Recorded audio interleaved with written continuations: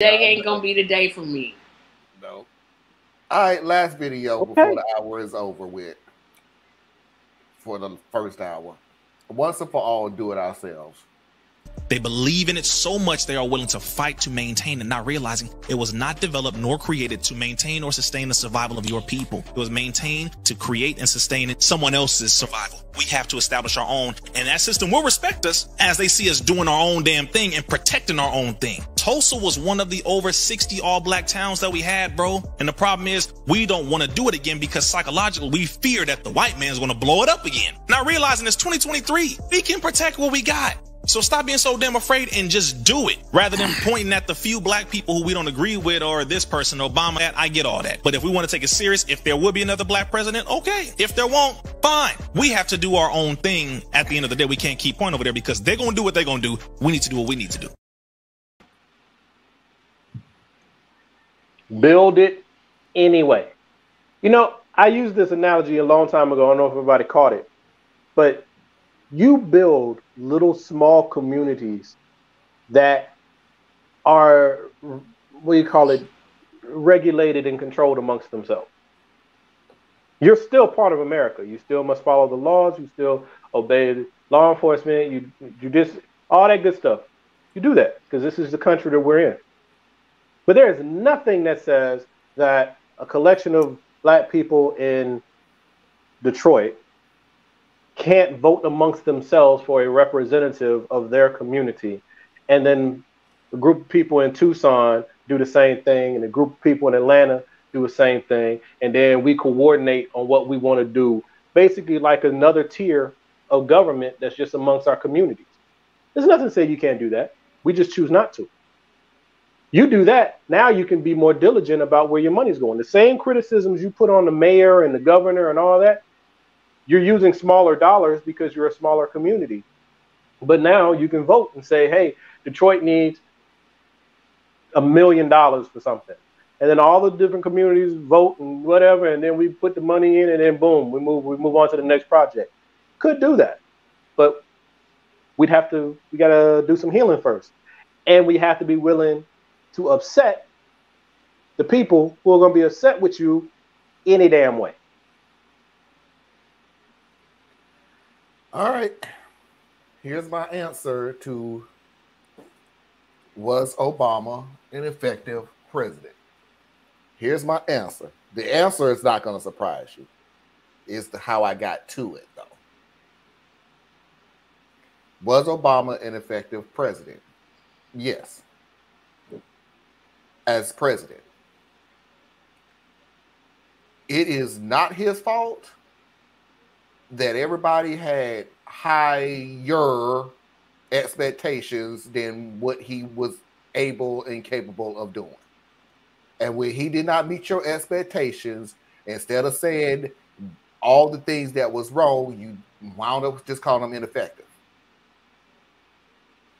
You forget when the Senate took over, when the Republicans took over the Senate, you forgot the part where Mitch McConnell and a couple of senators stood outside the door and literally said, we will vote everything down that Obama asked for.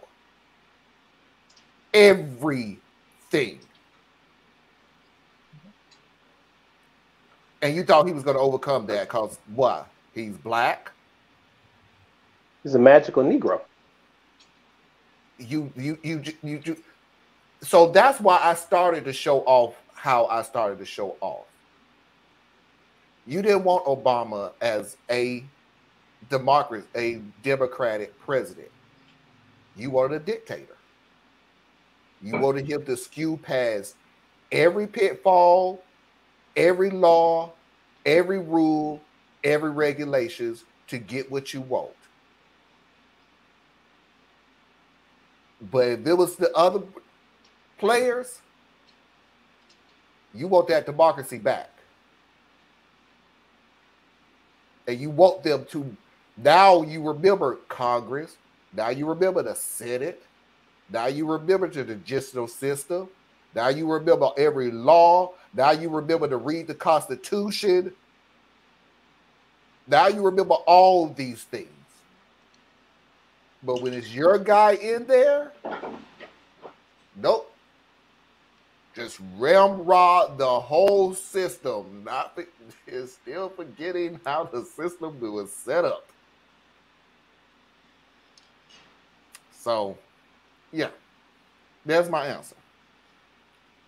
Is he gonna be put on a mountain? Like, trust me.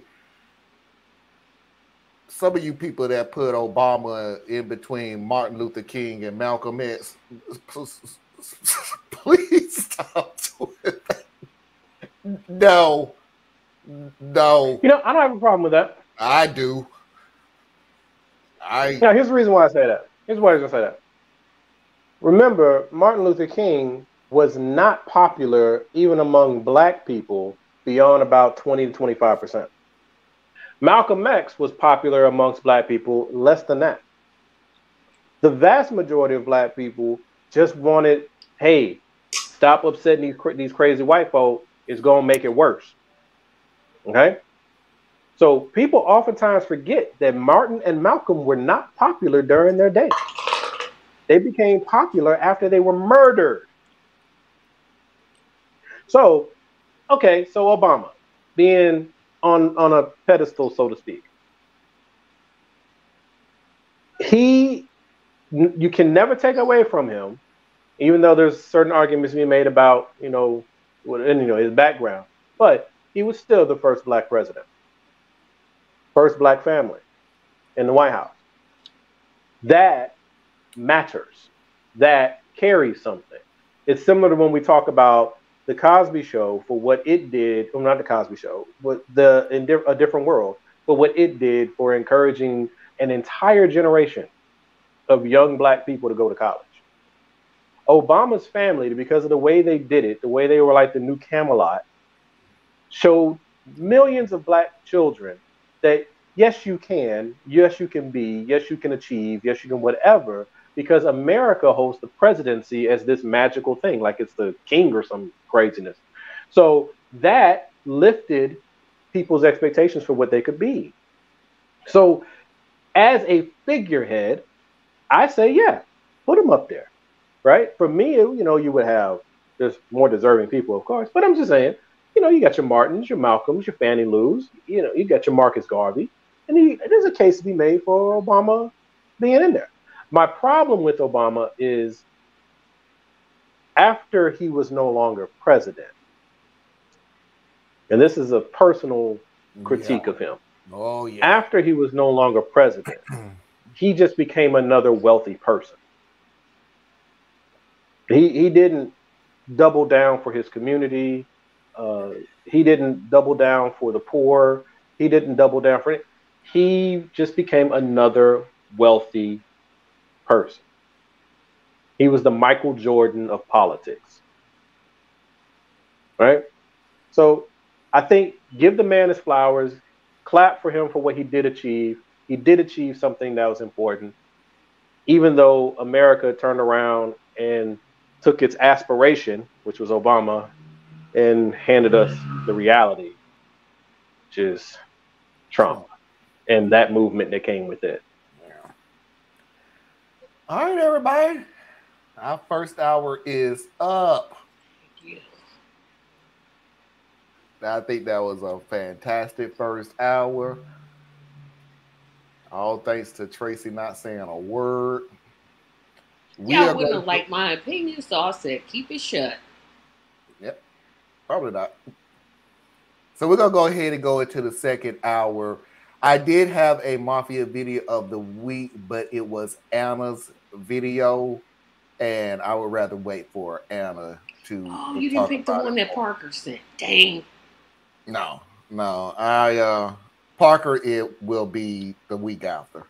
Oh boy, that was so hilarious. Anna's video was first, so I wanted to show Anna's video, but I wanted Anna to speak on it a lot more. So we have a Am I the A-hole? We have a returning Real or Nah. And of course, Foxy's videos of the week. 3-minute break to reboot and refresh, and we'll see everybody on the other side. Stay tuned.